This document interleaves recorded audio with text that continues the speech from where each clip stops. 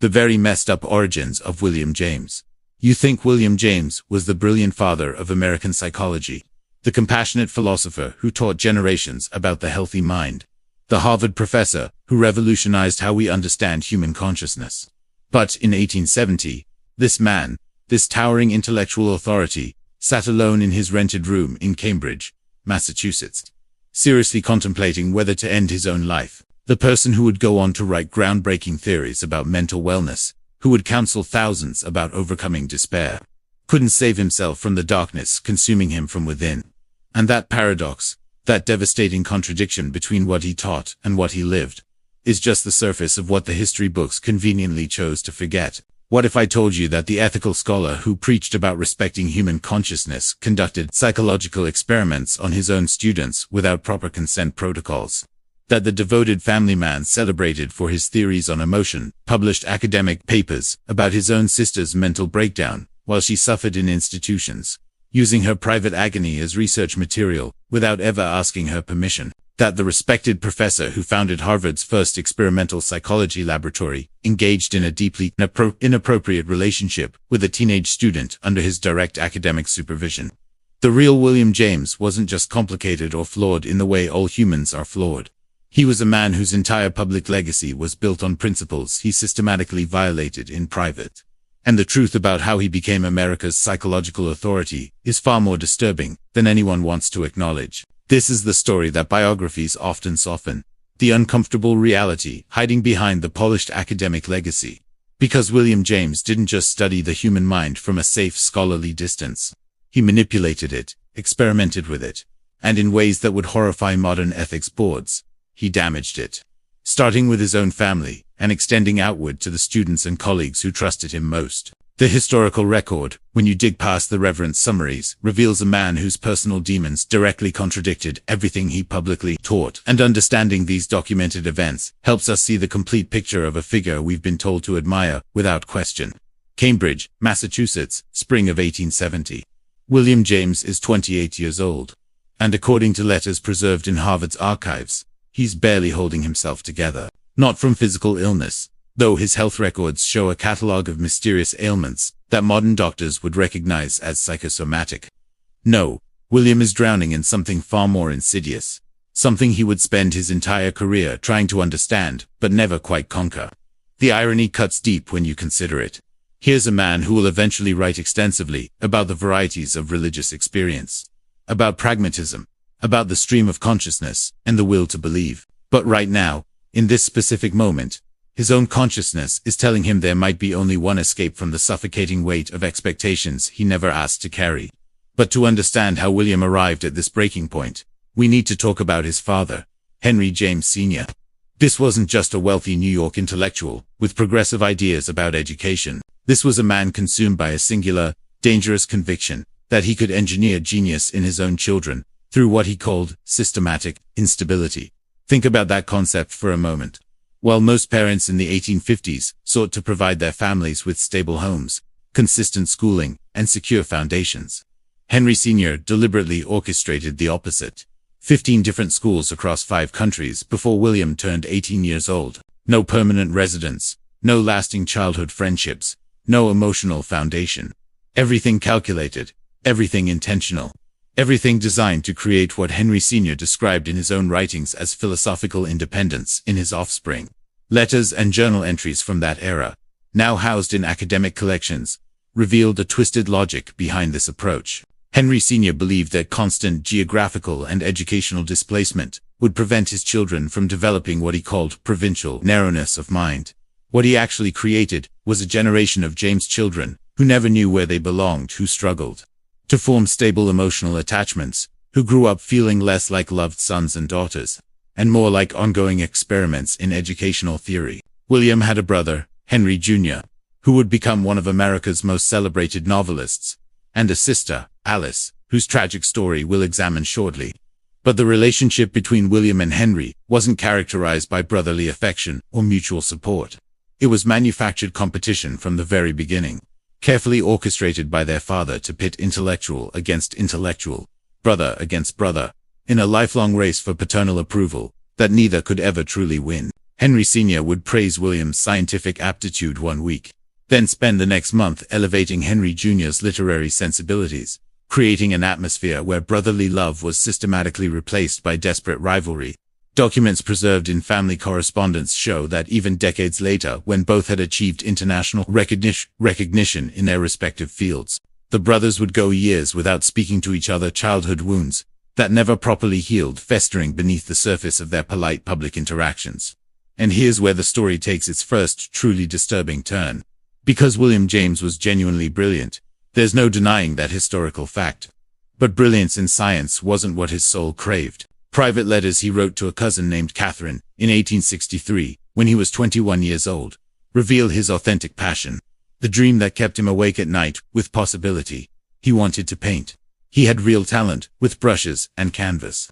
A genuine artistic vision that saw the world in colors and compositions that transcended mere technical skill. But when William approached his father about pursuing art seriously, about potentially studying in Europe with established painters, Henry Sr.'s response was swift, absolute, and psychologically devastating.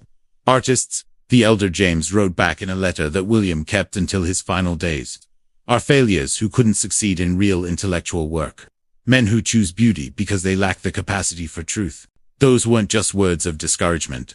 They were a verdict, a life sentence, a door not merely closed but sealed and mortared shut.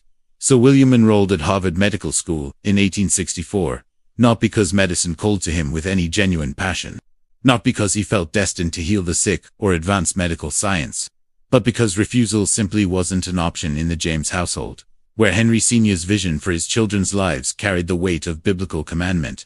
And almost immediately, something fundamental inside William started fracturing. The pressure wasn't merely academic, the normal stress of rigorous coursework and demanding professors. It was existential, a crushing weight on his very sense of self. Every lecture he attended, every cadaver he dissected in the anatomy laboratory, every clinical rotation at Massachusetts General Hospital reminded him, with brutal clarity, that he was living someone else's vision of his life, performing a role in a script he never auditioned for, and certainly never agreed to play. By 1865, just 1 year into medical school, William was experiencing what modern physicians would immediately recognize as psychosomatic symptoms. The body keeping a brutal score of what the conscious mind refused to fully acknowledge. His back would suddenly seize up with excruciating spasms for no identifiable medical reason, leaving him bedridden for days. His vision would blur without any optical explanation, words on the page swimming into incomprehensible shapes. His hands would develop tremors that made holding surgical instruments nearly impossible. The physicians who examined him, colleagues of his professors, found nothing physically wrong. They suggested he was malingering, perhaps afraid of the rigors of medical practice. But William knew better. His body was staging a rebellion that his mind couldn't articulate, screaming in the only language it had available that this path, this life, this future being forced upon him, was fundamentally, irrevocably wrong. Then came the Brazil expedition. And if you're looking for the moment when William James's descent into genuine darkness began, this is it. In 1865, the renowned naturalist, Louis Agassiz, organized an ambitious scientific journey to the Amazon basin, seeking to collect specimens and conduct research in one of the world's most biodiverse regions. William, desperate for anything that might pull him out of the suffocating depression that was consuming him in Cambridge, volunteered to join as an assistant. This was supposed to be his transformation, his chance to find purpose and meaning in the natural world, to finally feel alive instead of merely going through the motions of existence. Instead, it became his introduction to something far darker than simple unhappiness. A descent into psychological territory from which he would never fully return. 3 months into the expedition, while the team was cataloging species along a tributary of the Amazon River, William contracted smallpox, one of the deadliest diseases of the 19th century. He very nearly didn't survive. For weeks he lay delirious in a makeshift field hospital, his body covered in the characteristic pustule, experiencing what he later described in letters to a physician friend back in Boston, named James Jackson Putnam, as visions of absolute nothingness, a void so complete that existence itself seemed like a cosmic mistake. But the physical illness, as devastating as smallpox was in 1866, turned out to be just the opening act of something far more psychologically dangerous. During his long isolated recovery in Brazil, separated from the main expedition team, and left largely to his own devices in a remote settlement, William began conducting experiments that would haunt the rest of his life and fundamentally shape his later work in ways he would never publicly acknowledge. This is documented not in his official expedition reports, which paint a sanitized picture of scientific observation and personal growth, but in his private journals, leather-bound notebooks that weren't published until decades after his passing, and only then in heavily edited form. William started experimenting with consciousness-altering substances. Nitrous oxide, which he obtained from a sympathetic Portuguese physician in the settlement. Ether, readily available in any medical kit. Chloral hydrate, a sedative he discovered, produced what he called in his notes profound alterations in the texture of awareness itself. He wasn't seeking recreation or escape in the way we might think of substance use today. He was seeking, in his own carefully documented words, altered states that might reveal truths ordinary consciousness deliberately conceals from us. Think about the profound contradiction that's forming here. The hypocrisy that will define the rest of William James's career. This is 1866, and a 24-year-old aspiring scientist is lying in a crude shelter in the Brazilian jungle, systematically, chemically altering his own consciousness, battling thoughts about ending his life that he is confiding in letters to James Jackson Putnam, back in Boston, while simultaneously taking meticulous notes that would later form the theoretical foundation of his groundbreaking work on religious experience and mystical states of consciousness. The man who will teach Harvard's brightest students about mental health and psychological wellness is actively, deliberately destroying his own mental stability, and he knows it with perfect clarity. The letters to Putnam are heartbreaking in their raw honesty, in their lack of the intellectual posturing that would later characterize his public writing. "I understand the impulse," William wrote in March of 1867, his handwriting shaky and irregular on the yellowed paper, to simply cease existing. Not from pain, precisely, but from exhaustion at the endless performance of being a person, of maintaining the facade that life has meaning when the void feels so much more honest. When William finally returned to the United States later that year, he didn't return healed or transformed by his South American adventure. He returned hollowed out, fundamentally altered in ways that terrified him, carrying secrets about his experiments and his psychological struggles that he would never, could never, share with his family or colleagues. His depression didn't improve with the familiar surroundings of Cambridge and Boston. It intensified. There were months, documented in family correspondence and his own journal entries, where he literally couldn't leave his bedroom, where the simple act of getting dressed and going downstairs felt insurmountably difficult. His family, including the brilliant Henry James Sr., who had orchestrated this entire situation with his educational experiments, had absolutely no framework to help him, no vocabulary to even discuss what was happening. Mental illness in 1867 wasn't talked about in polite society. It was hidden behind closed doors, denied with determined optimism, prayed over in private, but never truly addressed or treated with any real understanding. And yet, in what has to be one of the most disturbing ironies in American academic history, just 5 years later, in 1872, William James began teaching courses at Harvard University. Not medicine, despite his degree. Not art, despite his passion. Psychology and philosophy, the study of human consciousness and mental processes. Here's a man who couldn't heal himself, who was still actively battling the same demons he'd carried. Back from Brazil, who was still experiencing episodes of crippling depression that left him unable to function for weeks at a time. Now standing in lecture halls in front of eager young minds, teaching them about consciousness, about willpower, about the healthy psychological development he himself had never achieved and secretly doubted he ever would. The historical record is absolutely clear on this point, despite later attempts by admirers to smooth over the timeline. William's personal journals from the 1870s show ongoing, relentless struggles with what he carefully called the darkness, extended periods of debilitating hopelessness that would last weeks or even months, all while he maintained his public persona as the confident, brilliant young professor who was revolutionizing how Americans thought about the mind. But the real ethical breach, the violation that historians and biographers have documented but often minimize or excuse as of its time, happened in 1875 when William founded America's first experimental psychology laboratory at Harvard. This was genuinely groundbreaking, legitimately revolutionary, a moment that would transform psychology from armchair philosophy into empirical science. It was also deeply, profoundly problematic, in ways that should make us fundamentally uncomfortable. The laboratory wasn't just a passive space for observing and recording natural behavior. It was an active intervention site, where William pushed boundaries that absolutely should not have been pushed, especially given the power dynamics between a professor and his students. We know from university records that have survived in Harvard's archives, and from student accounts preserved in letters and diaries that surfaced decades later, that William conducted experiments involving hypnosis, extended sensory deprivation, and yes, the administration of consciousness-altering substances, all with minimal institutional oversight and consent procedures that would be laughable by modern standards. One student in particular, a young woman from Philadelphia named Margaret Gibbons, who was enrolled in William's experimental psychology course in 1876, wrote a desperate letter to her parents that winter describing procedures in Professor James S. laboratory that left me unable to sleep properly for weeks afterward, feeling as though he had somehow reached inside my thoughts and rearranged them without my permission, leaving me unable to trust my own perceptions. That letter survived in her family's papers and was eventually donated to a historical society. Margaret's formal complaints to the university administration, however, were quietly dismissed. This was 1876. Remember? A male professor's professional word against a female student's concerns about feeling violated wasn't even close to a fair contest.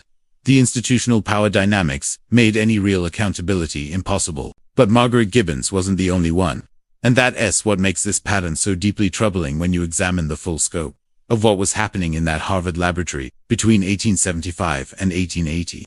At least 6 other students, according to letters and diary entries that have surfaced in various archives over the decades, reported experiencing lasting psychological effects from participating in William's experimental procedures. A young man named Robert Peabody wrote to his brother in 1877, describing persistent nightmares and anxiety that began after sessions involving prolonged hypnotic states. Another student, whose name was redacted from university records but whose testimony was preserved in administrative files, described feeling that their mind had been tampered with in ways that violated something fundamental, a sense that their own thoughts were no longer entirely their own. And William James, the pioneering psychologist, the man who would write eloquently about the importance of individual mental sanctity and the sacred nature of personal consciousness, was systematically violating that very principle in his own laboratory, building his revolutionary reputation on research that extracted psychological data from students who didn't fully understand what they were consenting to and had no real power to refuse. Then, in the spring of 1878, William met someone who would fundamentally alter the trajectory of his personal life, though not necessarily for the better when you examine the circumstances of how their relationship began.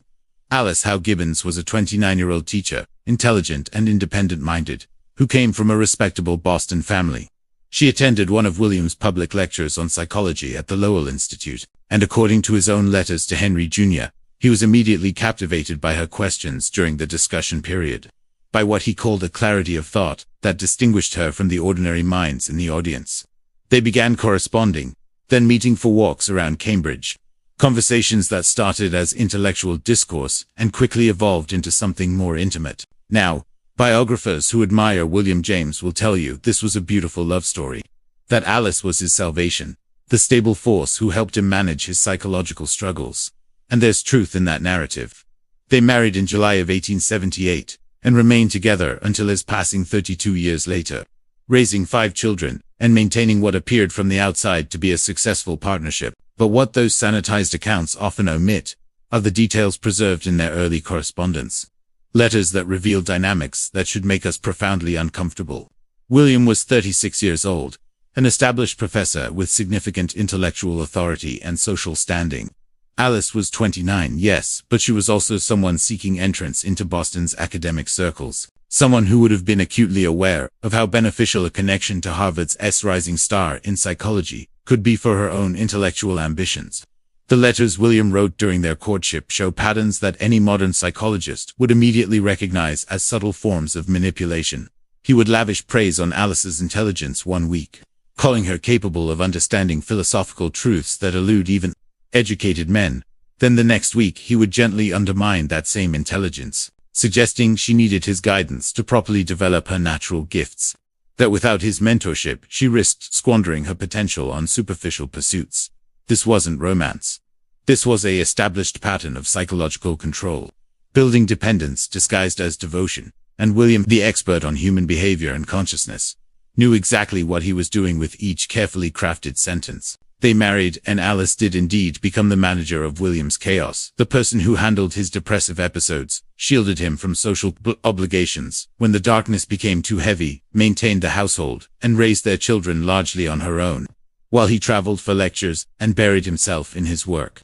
But there is a particular cruelty in how William's own writings from this period reveal his awareness of what he was doing. In an 1881 letter to a colleague, he wrote about marriage as a practical arrangement where one finds someone willing to manage the mundane aspects of existence so the mind can focus on higher pursuits. That's not how he talked about Alice in public. Of course, in public, she was his beloved companion, his intellectual equal. In private correspondence, she was infrastructure, a support system he'd carefully constructed to enable his work, while absolving himself of domestic responsibilities. And speaking of family, we need to talk about what William did to his sister, because this might be the most ethically indefensible aspect of his entire career. Alice James, the youngest of the James children, showed the same fierce intelligence as her brothers, but was systematically denied any meaningful outlet for it because Victorian society had very specific, very limiting ideas about what women were permitted to do with their minds, while William and Henry Jr. were encouraged to pursue education, to travel, to develop their talents without restriction. Alice was told her duty was to be decorative, domestic, and above all, quiet. The psychological pressure of suppressed genius, combined with the same emotionally unstable upbringing that Henry Sr. had orchestrated for all his children, created a mental health crisis in Alice that began in her late teens and never truly resolved. By her mid-20s, she was experiencing what doctors of that era called hysteria, a catch-all diagnosis that basically pathologized any woman's psychological suffering as inherent female weakness, rather than legitimate mental illness deserving of real treatment. Alice had episodes where her body would become partially paralyzed, where she couldn't speak for days at a time, where her mind seemed to disconnect entirely from physical reality. And William, her brother, the psychologist, the supposed expert on consciousness and mental processes, did something that should permanently stain his reputation.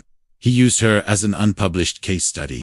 There are academic papers William wrote in the early 1880s, clinical descriptions of an unnamed female patient experiencing psychosomatic symptoms, a patient with a specific family history and set of circumstances that anyone who knew the James family would immediately recognize as Alice. He took his sister's most private suffering, her most vulnerable moments, and turned them into academic material without her consent, without even informing her he was doing it, mining her pain for professional advancement while she struggled in institutions that offered little real help. And when Alice's condition worsened in the 1880s, when the psychosomatic episodes became more frequent and more severe, when she desperately needed real compassion and advocacy from the brother who claimed to understand the human mind better than anyone else in America, William was conspicuously devastatingly absent. Alice spent years moving between various private institutions, facilities that called themselves rest cure sanitariums, but were really just holding places for inconvenient women whose families didn't know what else to do with them. William would visit occasionally, perhaps twice a year, and write letters analyzing her symptoms with clinical detachment, discussing her case the way a botanist might catalogue an interesting specimen. But he never fought to get her better treatment, never publicly questioned whether the isolation and infantilization she endured might actually be making her condition worse rather than better. Never used his growing influence in medical and psychological circles to advocate for his own sister's well-being. Alice James died in 1892, at the age of 43, her brilliant mind never given the opportunity to flourish, her decades of suffering commodified by the brother who built part of his academic reputation on her pain.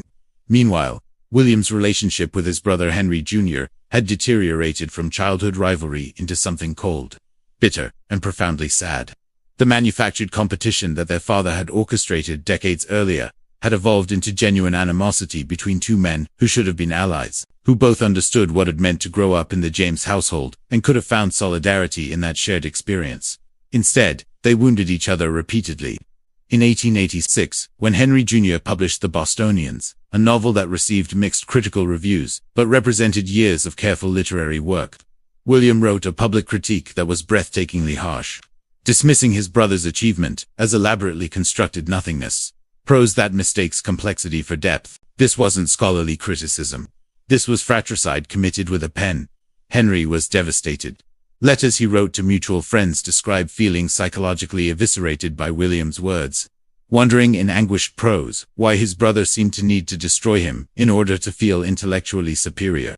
The two men, both towering figures in their respective fields, went years without meaningful communication. When they did interact at family gatherings or professional events, it was formal, cold, completely devoid of the brotherly affection that should have existed between them. But the American public didn't see any of this messy reality. They saw William James, the distinguished Harvard professor, the author of groundbreaking academic papers, the man who in 1890 published The Principles of Psychology, an enormous 1,200-page masterwork that would define the field for generations and establish him as the father of American psychology. And the book was genuinely brilliant, filled with insights about consciousness, emotion, and human behavior that were decades ahead of their time. But here's what modern readers often miss when they encounter this celebrated text, what gets conveniently omitted from discussions of William's legacy. The book contains extensive passages about mental capacity and human potential that reflect deeply problematic views on race and ethnicity. William, like many intellectuals of the 1890s, believed in hierarchies of psychological development, suggesting in carefully coded academic language that certain ethnic groups were more mentally evolved than others. He wrote about primitive versus civilized consciousness, using frameworks that directly supported the racist pseudoscience of his era, theories that would later be weaponized to justify horrific policies in the 20th century. Now, defenders will argue this was standard thinking for the 1890s, that we can't judge historical figures by modern ethical standards. But that defensive argument collapses when you remember that William James was supposed to be exceptionally insightful about the human mind, someone who saw truths that others missed. Yet on this fundamental issue of human equality, on the basic question of whether all people possess equal psychological potential, regardless of ethnicity, he was just as blind, just as prejudiced, just as willing to dress up bigotry in scientific language as the society around him. His work contributed to eugenic thinking that would have devastating real-world consequences. And that contribution deserves to be part of how we remember him, not footnoted away as an unfortunate but irrelevant detail. At home during these years of growing public acclaim, the private reality was no better. Alice Howe Gibbons, James, his wife of over a decade by the 1890s, found herself married to a man who was emotionally unavailable, perpetually consumed by his work, still prone to the same episodes of crippling depression that had defined his 20s and 30s. Their children, who left behind letters and reminiscences that were published decades later, described a father who was physically present at the dinner table, but psychologically absent, more interested in analyzing the minds of strangers in his laboratory than genuinely connecting with his own sons and daughters. There's a particular cruelty in this disconnect, because William wrote extensively and eloquently about the importance of emotional presence, about the role of feeling in human experience, about the necessity of genuine engagement with life.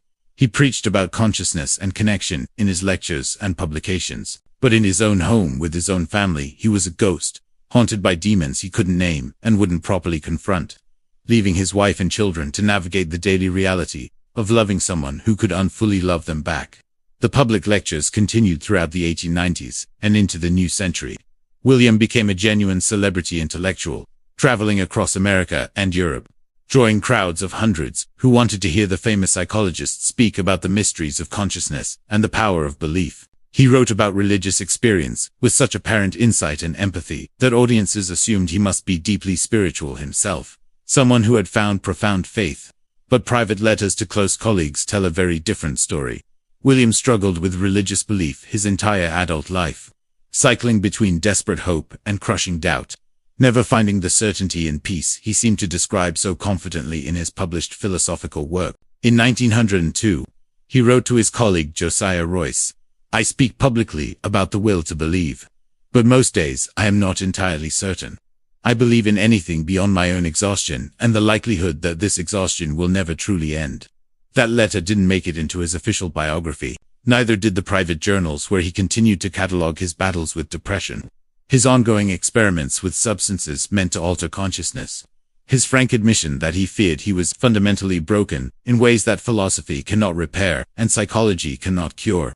By 1908, William's physical health was failing in ways that could no longer be ignored or managed. His heart, weakened by decades of chronic stress and psychological strain, was giving out. He spent his final 2 years in steadily declining capacity, unable to work with his former intensity, unable to think with the crystalline clarity that had defined his entire career. There's a profound tragedy in watching a mind as extraordinary as William James as slowly lose its sharpness, the very consciousness. He had spent 40 years studying and writing about betraying him, in the end proving less resilient than his theories had suggested. He passed away on August 26, 1910, at his summer home in Chakarua, New Hampshire, 68 years old, surrounded by family members but ultimately alone, in the way that all human beings are fundamentally alone, with their thoughts, in those final moments of consciousness.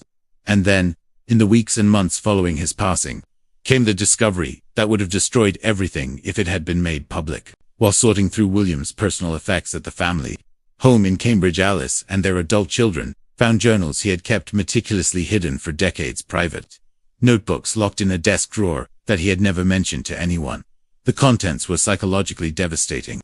Page after page, entry after entry, spanning from his late 20s all the way through to his final year of life, documenting persistent thoughts about ending his own existence, carefully reasoned arguments for why ceasing to be might be preferable to continuing philosophical examinations of self-destruction that were clearly personal rather than purely academic. The father of American psychology, the man who had written authoritatively about mental wellness and the will to live, the professor who had counseled thousands about overcoming despair, had spent virtually his entire adult life fighting an intense, relentless urge to die. He had never overcome it. He had never truly conquered the darkness. He had only learned to hide it more effectively, to function despite it, to build an impressive career and public legacy while privately carrying psychological pain that would have destroyed most people decades earlier. The family made the decision not to publish those journals, and it's not difficult to understand why. The revelation would have fundamentally undermined everything William had built, would have called into question every theory, every insight, every claim to authority he had made about the human mind during his 4 decades of teaching and writing. How could someone who couldn't heal himself, who battled thoughts of self-destruction for 50 consecutive years, presume to heal others or teach them about mental wellness? How could someone who never found his own psychological stability write authoritatively about achieving it? But here's the uncomfortable truth that the James family couldn't quite face, the paradox at the heart of William's entire life and career. Maybe his insights were so profound precisely because he understood psychological darkness with such terrible intimacy. Maybe his theories about consciousness were genuinely revolutionary because he had spent a lifetime studying the workings of his own deeply troubled psyche, conducting the most important and extensive experiment on himself. The problem was never that he struggled. The problem was the deception, the performance, the presentation of mastery over issues he demonstrably never mastered. The gap between what he publicly taught and what he privately lived. The real William James. When you strip away the polished academic legacy and look at the documented historical record, wasn't the serene genius captured in that famous Harvard faculty portrait. He was a deeply wounded man who turned his psychological wounds into weapons, using his pain to build a revolutionary career while leaving genuine casualties in his wake. Margaret Gibbons and the other students whose minds were used as experimental subjects in his laboratory, without proper consent or protection. Alice James, his sister, whose private suffering he commodified for academic advancement, while failing to advocate for her actual well-being. Henry James Jr., his brother, whose literary work he publicly savaged out of competitive spite. Alice Howe, and their children, who lived daily with the emotional absence of a man who couldn't give them the presents they deserved.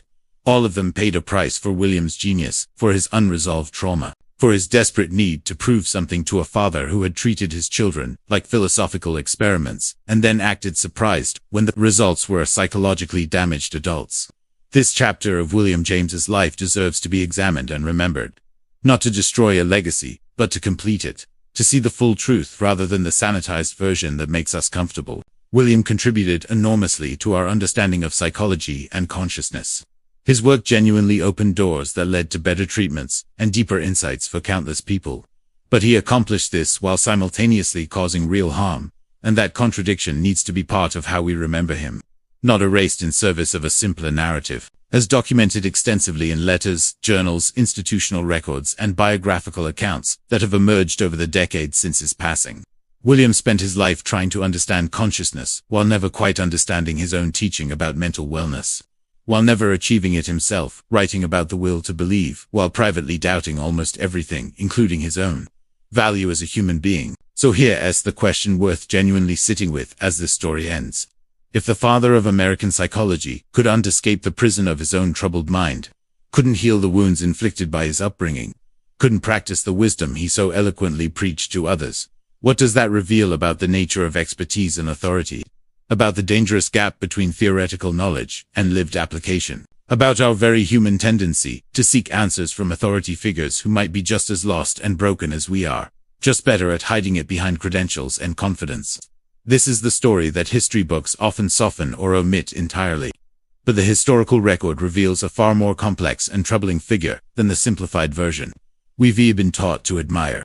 Understanding these documented events doesn't diminish William James's intellectual contributions. It contextualizes them. It humanizes them. It reminds us that sometimes the people who teach us the most about the mind are the ones who never quite figured out their own. And recognizing that truth doesn't make their insights less valuable. It makes them heartbreakingly, devastatingly, undeniably human.